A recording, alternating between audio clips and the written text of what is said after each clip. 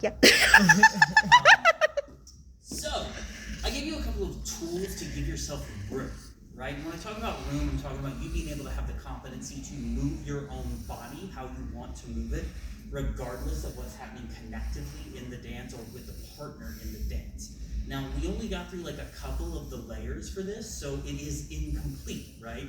But I think it's going to be a good start for you to start to like give yourself that room and restructure the things a little bit so you don't get so tied down in certain ways.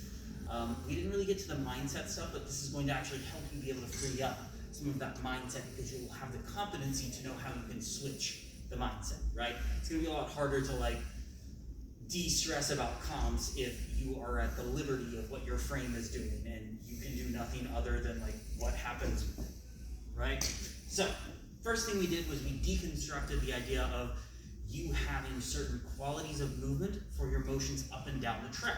You have like good qualities and good stylings, but every time you did it, it's only in certain places as you go. And then when we made you not move up and down the track, you lost all of it. There was no quality of movements in there, it was just the weight changes in the rhythm. So we got you just bubbling yourself up and down, trying to dance your rhythm and the weight change and the weight transfer with your partner in place without stretching compression and without the idea that you must move up and down the track. This is priming you to be responsive and receptive to whatever the lead is going to give you inertia-wise so that you can separate the idea of how you propel yourself from how you style that propulsion so that you can do whatever you want with your body, even if it's going to just stay in place, right?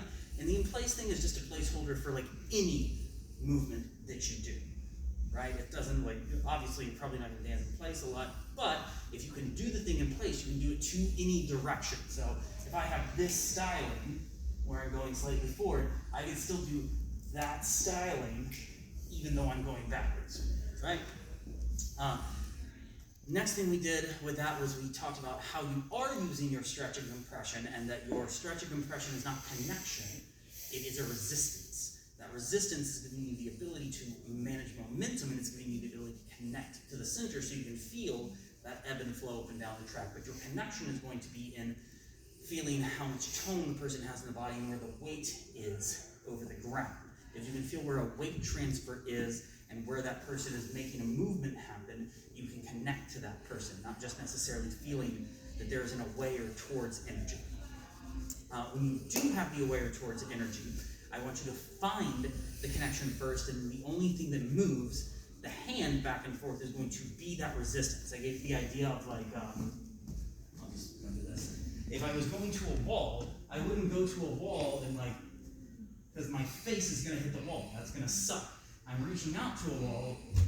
My hands hit it first, and then I absorb from the pressure of my body going towards it. So my weight moves that closer to me. The same should be happening with your connection. We also gave you the idea of not being overly connected, so you don't be that friend that talks too much, right? You have a certain range of motion, backwards and forwards in rotation, where your scapula isn't actually having to engage or move anywhere.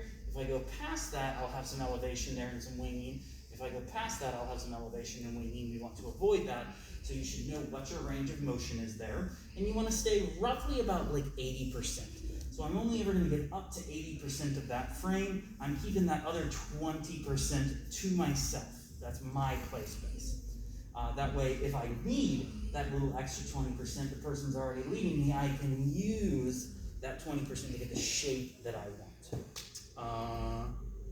And then the last thing that we talked about was always assume that your turns and your passing actions are going to continue. So no matter what the pattern is, if I get like a whip, I'm not assuming whip, I'm thinking pass. The whip is going to be created by the lead doing the redirection. So I would never want to go, okay, it's a whip. Oh, I didn't get caught, what now? Yeah, same thing for your free spin. So like if I was getting a free spin, but the lead kept the arm and it turned into a wrap, I'm not just going like, oh, okay, it's a wrap. I'm continuing into that free spin until the lead's connection sends me back the other way. Anything I missed you want on video? No, I think I got most of it.